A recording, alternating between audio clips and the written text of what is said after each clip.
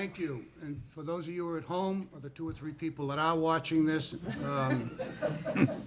we will tune into the Patriots' schedule as soon as possible, and we'll try and get this through this meeting kind of quickly. Any general business for the board tonight?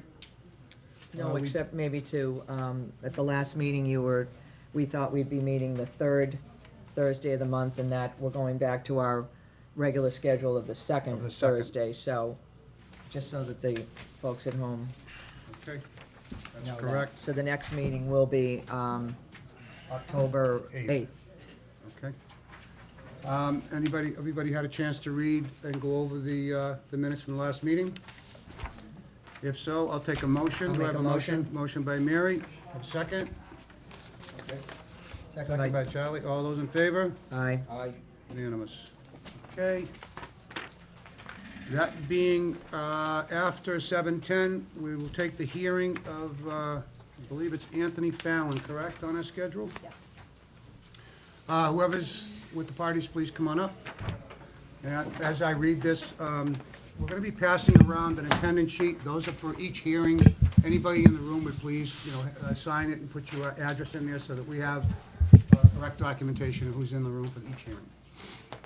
This is on the application of Anthony Fallon of 10 Ravenna Road, Milford, for a variance from the provisions of Section 2.4 and 2.5 of the zoning bylaws, provisions related to a parcel of land consisting of 11,994 plus or minus square feet, located and known as 10 Ravenna Street.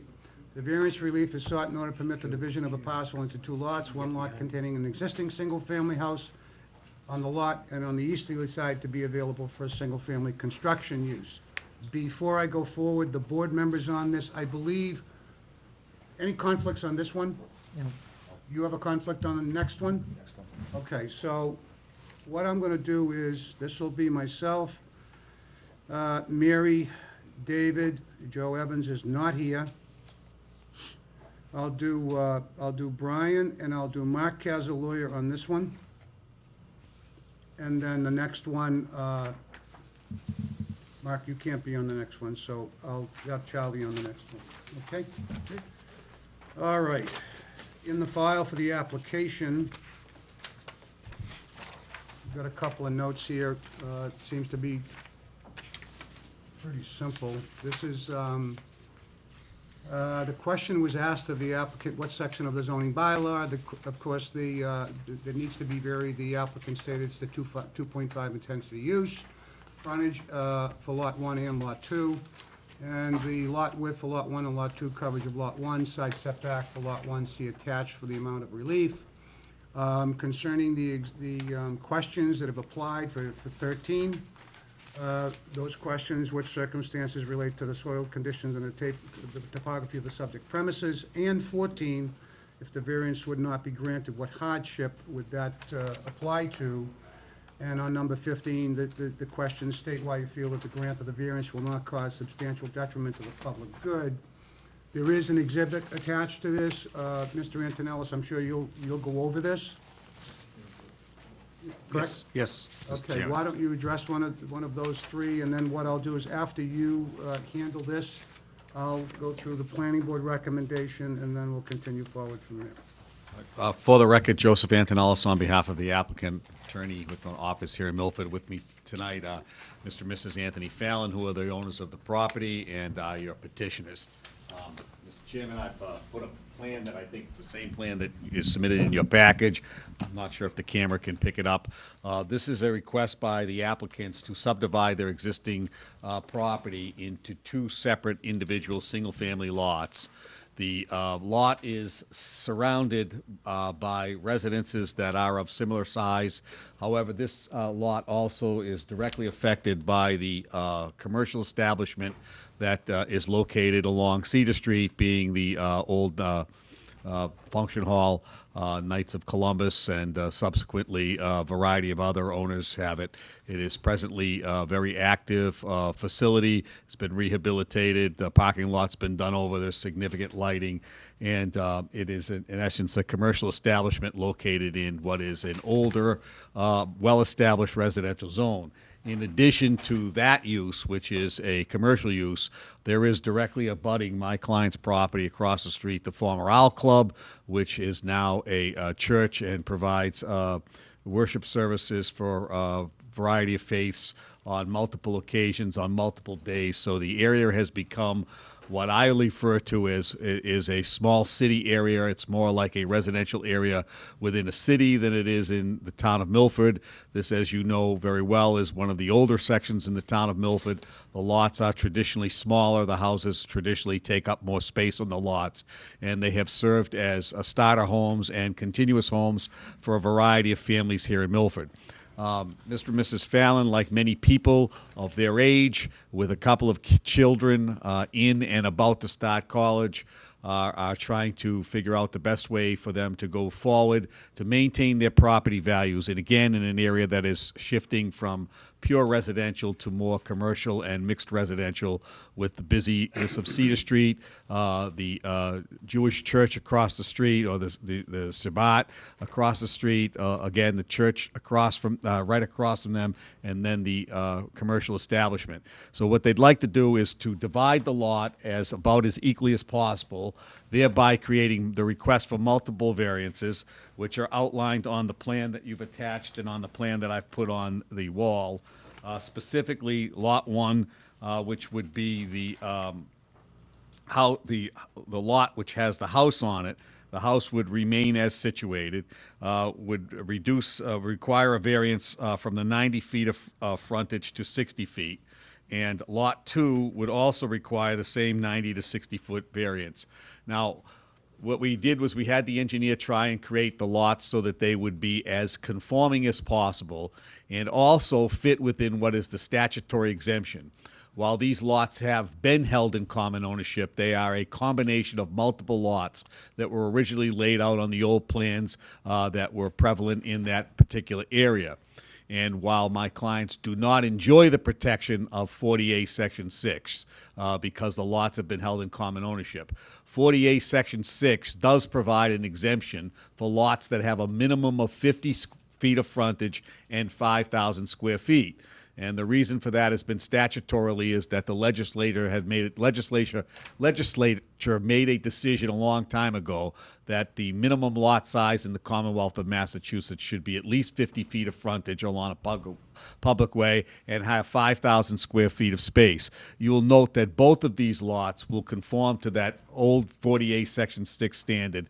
And again, the engineer divided them as such so that Lot 2 will have 5,997, or approximately 6,000 square feet, and Lot 1 will as also. The resulting lot sizes require variances from the lot area, which again are set forth there. The minimum lot area in that district now is 15,000 square feet. However, that's a rezone that was created. Most of the lots in and around that area are substantially less, and some, in fact, are less than the 5,900 square feet. We also require area width variances from both on lots 1 and 2, from the 100-foot requirement to the 60-foot requirement, and then Lot 1, which has an existing building on it, will need to have a small variance for the 25% requirement of open space to 28.24%. The side yard setback on Lot 1 is also necessary, as the house existing as it will be too close to the lot line pursuant to the new zoning bylaw. However, it will still be a minimum of 10 feet away. Again, this is a multiple request for variances. The applicant believes that the request as presented provides a plan to allow them to recapture the value of their home, which has been somewhat eroded by the intrusion of the commercial district in the area, and obviously to provide them with a little bit of an additional opportunity to provide for their children as they go forward. They're here to answer any specific questions that you may have. We recognize that it's multiple variances. However, we believe that the resulting subdivision into 2 lots with 2 small single-family houses remains within the character of the neighborhood. We're not seeking to do anything or to create any kind of a lot in that neighborhood that isn't otherwise prevalent relative to the size and the way the house will be situated thereon. We do not believe that there would be any safety issues related to the subdivision of this lot, as the houses will both be single-family residences with ample area for parking of cars. It won't require any street parking, and we do not believe that there'll be a substantial increase in the traffic in the area. Thank you. Great, thank you. Before we take any questions from the audience, we'll turn it over to board members. Sometimes when board members push out questions or something like that, the questions that some of the audience will be asking may already get answered.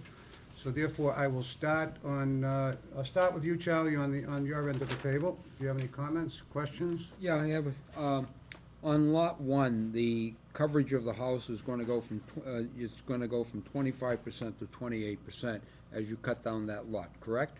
Yes, the lot coverage requirement Yeah. is 25%. Right. And we're going to be at 28.24. The existing lot coverage without the subdivision is in compliance. Okay, and then lot 2 is gonna have 25%? Lot 2 can have a structure built on it that would meet the 25%, yes. Okay, all right, so one will be 28, the other will be 25. Would meet the requirement. We're not requesting lot coverage relief on the new lot. Right. Now, as far as control over the size of the house, I know you can go up if somebody, looking at it, how are they thinking of dealing with that? You're gonna sell the lot, and then a builder takes over, and then he proceeds to stay within that coverage, but he can also go multi-story if he wanted to, correct? Correct. He could go up to the standard requirements in the town of Milford, again, not seeking any relief from that, but could not exceed them. And again, what we would anticipate would be a small cape on the property that would fit in to the neighborhood. But their plan is to sell this lot, and then this, they will have no more connection with it other than the neighbors wherever they are. Correct. That's correct. Thank you. Brian? How long have all 3 of the original lots been in common ownership? A significant time, Brian, Mr. Attorney Foy. I'm sorry. I've looked at it quite some time. It was in family lots that were combined quite some time ago, long as it related to the statutory exemption. This, looking at the neighborhood map, this looks like this would create one of the smallest lots, certainly on that street, but maybe even in that neighborhood. I think it would become among the smaller lots. Not that's the thing, but I do think that it's still, because the reshaping of the lots, I think it would fits within the character of the neighborhood, which does have smaller lots, many of which have multiple apartments and additions on them. I don't disagree that it would be in the character, but it seems that the purpose of the rezoning was to get, those small size lots are not preferred.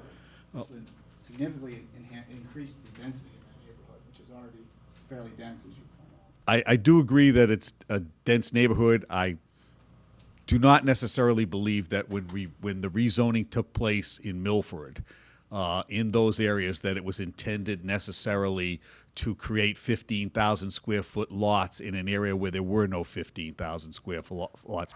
Even this multiply combined lot is 12,000 square feet. And I think that what happens a lot of times in rezoning is there's a broad brush painted over an area, and I think that this area, again, I understand it was been rezoned. I don't think that this area was necessarily intended to create 15,000 square foot lots. I have nothing further, Mr. Chairman. Okay, Mary? No, I just feel the same way with what Brian said about that it will be one of the smallest lots in that particular area there compared to the others, so I do have some concerns with that. I want to make a couple of comments, because this is not the first time that we've gone down this particular road. Matter of fact, I think my family, at one point in time, many years ago, was a victim of all this type of rezoning as well. And we ended up, I think, with 5,000 and 6,000 square foot lots. I take a look at even on Short Street, they're 4,000 square foot lots. And I get the challenge of what you're trying to make us understand, Attorney Antonos, because, you know, prior to 63 and the zoning changes, all of these were legally conforming lots. So with that and saying that, I don't have anything else to say. Mr. Pine? Yeah, I don't have any problem with that. I agree. Mr. Antonos makes some really good points about, you know, being in a mixed neighborhood. I never even looked at it like that, but the lot's square, it fits in that neighborhood, no problem. I don't have a problem with it. Mark? I agree with David just said. I went down, I saw the lot, and it is one of the older neighborhoods, and I don't have a problem with it either. Anybody from the audience would like to be heard on this application? If so, would like to come on up. Okay, if not, let me read into the record so that we have it from the planning board as well. The planning board reviewed the petition listed above at the regular scheduled meeting, and they voted an unfavorable recommendation.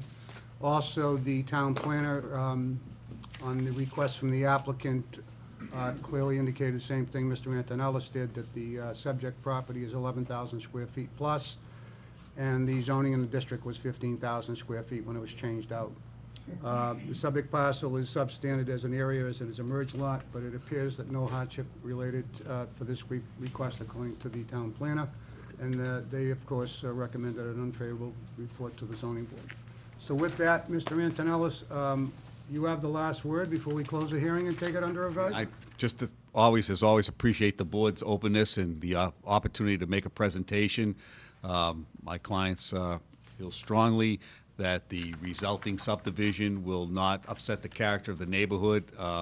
They're going to be there for some time, hopefully, and if they're lucky enough to get this relief, I think you're going to be able to, that will help provide them with the impetus to just improve their overall quality of life. Thank you. Thank you. Okay, we'll close the hearing. Do you want to just go right to a vote? Pleasure of the board? Work? Yeah, we'll All vote right. now, yeah. What would the pleasure want? What do you want to do? I'll make a motion to approve it. A motion by David, second. Mark? All those in favor, signify by saying aye. Aye. Opposed? So 3 in favor, 2 opposed. Okay, great. Thank you.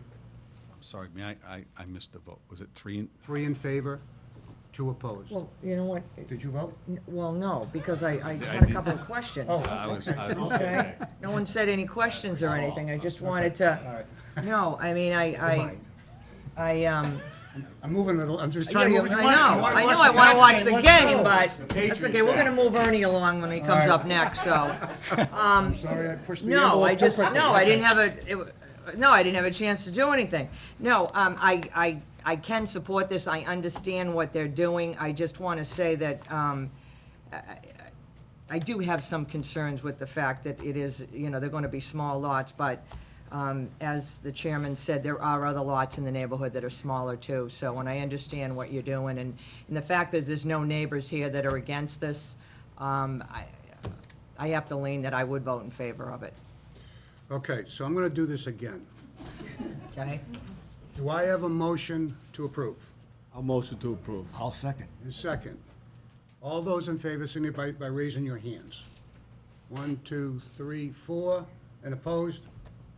Okay, we've got 4 in favor. Favor. And 1 opposed. Thank you. All right, thank you. Appreciate the Congratulations. opportunity. Good luck. Thank you.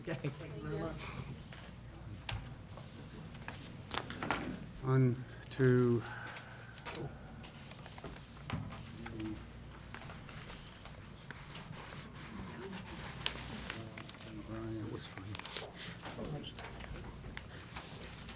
where is the, No, today's the 10th.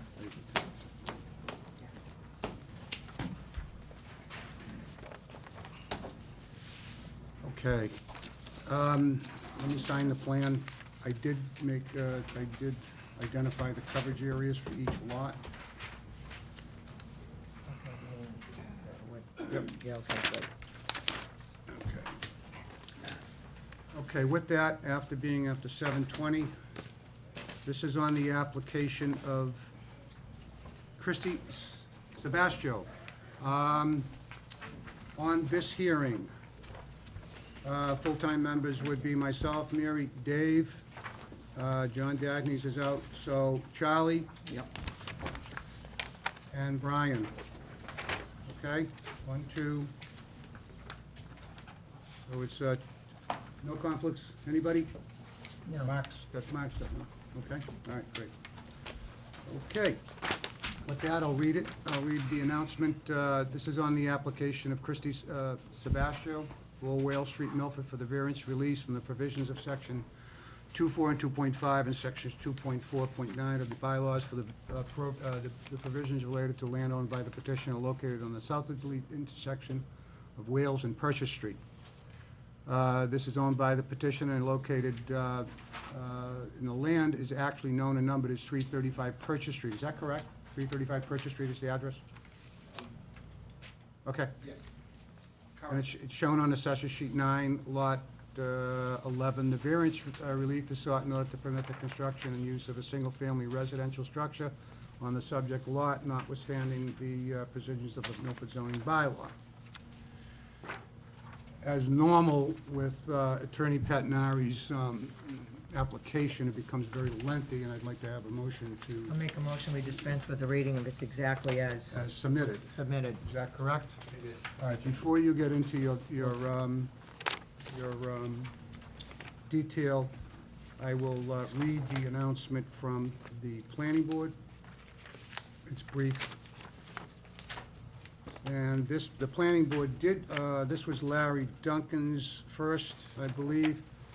The applicant requests a variance to establish a 17,715 square foot parcel of land in the RC district where 45,000 is required. Subject parcel appears to have been merged with the adjacent property in the past. It's unclear what it means, as it no longer shown as a merged lot. Therefore, I would recommend an unfavorable report be voted over to the zoning board of appeals. We have received a letter from the chairman of Milford Planning Board. They reviewed the petition at their meeting on September 1. They voted unfavorable recommendation. Requirements of the state do not meet area requirements, 4 in favor or unfavorable and 1 opposed. That doesn't make sense. They voted to give it an unfavorable recommendation. It says 4 in favor of unfavorable, Yes. 1 opposed. The basis for their, Wow. the basis for their decision. Can we do that again? Did you see that? We'll talk about that again. Okay. Okay, with that, Mr. Pettinari, if you address the items on some of the questions that we have in our application, please do, and I'll turn the floor over to you. Thank you. Again, for the record, I'm Ernie Pettinari. I've got a law office here at Milford, 12 Main Street. This petition is being brought on behalf of Christie Sebastio, who's here with me in the front row. Her fiancé Eric is sitting to her left. The property in question is property that's located up on Purchase Street. And the reason that I've got 2 separate plans here is because this proposal also involves questions of the doctrine of merged lots. The question, as we see it, is that over a period of time, the doctrine of merger effectuates an unfair result in this particular transaction. Some of you might know Tom and Colleen Sebastio. Tom's here with me tonight.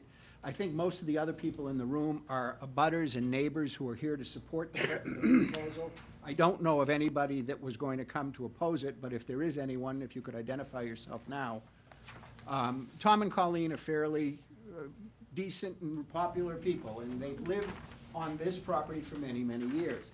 That's where the history of these properties becomes terribly important. Tom's father and mother bought this property 62 years ago. They bought the property that is shown currently on this lot in orange and the property that is shown on this lot in pink in 1953. They built their family home. Tommy was born and raised there, and his siblings were born and raised there. They then, Tommy and Colleen got married, and in the early 70s, the parents carved out this lot. At the same time, roughly in the 1950s, a resident of the town of Milford established a mobile home on this corner lot. You might remember that trailer was there for many, many years. When that property became available, Tom's mom and dad bought that property as well. So they owned all of this property. It's nearly 3 full acres of property in its entirety. And they owned it and they paid taxes on it in 3 separate tax bills. The idea was always in the backs of their minds that they would raise their family in this home. Tom's parents passed away. Christie's elder sister, Brooke, and her husband moved into this house with an eye toward ultimately building a house here for Christie and her family. So that's the history of this lot. This property has been maintained, supported, taken care of, and paid taxes on for 60-plus years, with the idea that at some point it was going to create a compound for the Sebastios to live in. Well, as the years went by, the property obviously was held by Tom's mom and dad way before, before zoning came into effect. After zoning comes into effect, they didn't do any clever rearrangement or shuffling of the property ownership. They never checkerboarded the lots. They never sought to preserve whatever rights they might have been able to preserve simply by doing that. But they just presumed that at some point in the future, Brooke would live here, Tom and Colleen would live here, and Christie and her family would live here. In 2014, they went to the planning board to put that into motion. They created this plan, this one here. In so doing, they made this lot a conforming lot, other than the dimensional requirement, because again, that's a pre-existing grandfathered use. They made this lot a conforming lot. They readjusted all the boundaries, and they made this lot as large as it reasonably could be to accommodate the proposed house. Now, this was after the lot shape factor part of the bylaw, so they also waited too long to be able to go in and pork chop the lot and create a 45,000 square foot lot, a 45,000 square foot lot, et cetera. So they basically put themselves in a position where they went to the planning board, and the planning board signed the A&R plan, and at the same time said, but you can't build on it because you've owned it in common ownership. We think that's the hardship that associates itself to this lot. Again, owned in common ownership for over 60 years. This one for over 50. Christie lived in that mobile home when she first became emancipated. And had the mobile home not been taken away, preparatory to doing all of this, we might be in front of you with a different petition, or maybe we wouldn't have to be there at all. But in those days, this was the lot. Now, going forward, the lot is 17,000 square feet. It will accommodate a house, reasonable sized, 3-bedroom house with no other zoning relief. The lot will conform to dimensional requirements, setback requirements, and everything else except the 45,000 square foot minimum. That's why I attached the exhibit that I attached to the back of my memorandum. There are 18 abutters to this property. 7 of them reside in lots which, reside in houses on lots which would conform to the existing zoning rules of 45,000. 11 out of the 18 don't. And when you take a broader view, it shows up on the exhibit that I appended to the memorandum, you see that the overwhelming majority of the houses in that area are not on 45,000 square foot lots. Now, there's a reason for that, and we speculate, and I think I'm right. The reason for that is when this property was collectively zoned to 45,000 square feet, there was no storage in Purchase Street. So everybody in town was very concerned that the overdevelopment of this property, properties like this in that area with septic systems might have been overburdensome. But there's sewer and water that service all of these lots. This proposal is to allow Christie and her family to build a house on what would be 2 Wales Street. You might ask, why 2 Wales Street? The answer is because when the streets were renumbered, the building inspector gave this 4, thinking this was a buildable lot. So again, we believe that the equities are clearly on the side of the family. The abutters are here to demonstrate their support out of affection and respect for the Sebastios. And we honestly believe that the denial of this relief would affect the hardship on Christie and her family, because it would make it impossible for her to live where she's been brought up expecting she was going to live for many years, and where her grandparents thought she was going to live up to the day they died. We see it quite that simply, and we hope you agree. Okay, great, thank you. With that, I'll turn it first over to the board members. This time, I will start, Charlie, I'll start with you again. I have no question. Okay, Brian? I'm glad we had these 2 hearings back to back, because this shows me the difference between the one that I didn't like the first time around. We're only looking at 2 variances that he needs, otherwise the lot is, a building on the lot is going to be compliant with all other aspects of the zoning. It's just the lot size. I don't feel that development of that lot or this new lot would, significantly increase the density of that neighborhood. I don't have a problem with it. Okay, great. Mary? No, I'm good with it. Dave? Mr. Penn, I approach the bench. Yes, Mr. Bennett. Is this lot all, is this, right now, is that all one lot right now? No. So this is a separate lot? Correct. And the family members live here and family members live here? That's right. So they all get along? They all get along? Okay, good. Okay, good. As well as any family member. All right, I'm all set. Thank you. Mark? I just have a quick question. Who is on the corner, who's on this corner? I can't see where you're pointing. Well, get your glasses. On the corner of Simon Drive, I don't know. Right there? This lot, So there's a house there? Oh, okay. All right, great. Okay, that was my question. Otherwise, I'm good. Anybody in the audience want to be heard? Please. Stand up, give us your name, and address everything through the board if you would, sir. Sure, thank you very much. My name is Tim Spino. I live at 15 Whale Street. Recently, I was made aware that there was going to be a new house to be built at the corner of Purchase and Whale Street. And myself and fellow neighbors and my wife are here this evening in support of this new construction. We would welcome this new addition to our neighborhood. And that's really all I wanted to say, and I hope you do vote to approve this, and I thank you for allowing me to speak. Great, thank you very much. Anybody else? Yes, ma'am. Please stand up and give us your name. Cindy Spino, 15 Wales Street. We've seen Tommy and Colleen as the matriarch and the patriarch of our neighborhood. It's a small neighborhood. We're a close community. Some of us live there 30 years and over 30 years, and then we have young ones coming in.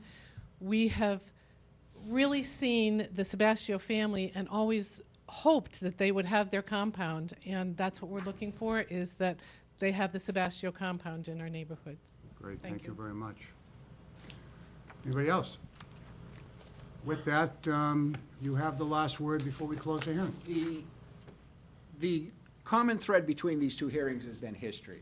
I grew up in the neighborhood that Mr. Antonellis was here talking about before, and everything that he said about that neighborhood was true. In this particular instance, it's also true.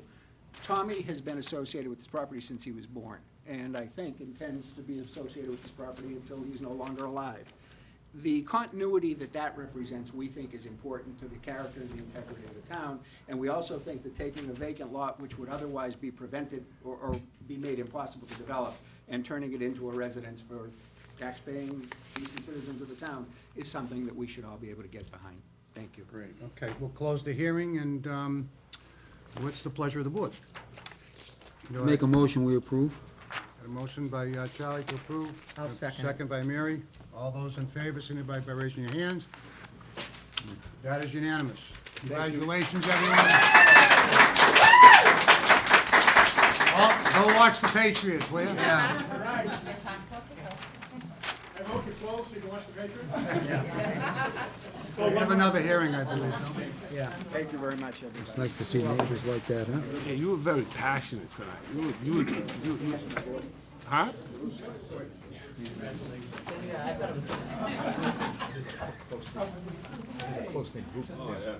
Ernie, that same plan is the same plan that we have here, correct? Okay, 'cause I have to sign it. I've never seen people that have. Yeah, I have to sign the plan. So it's the same. Okay. All right, great. Thanks, Ernie. Nice group of I people. know.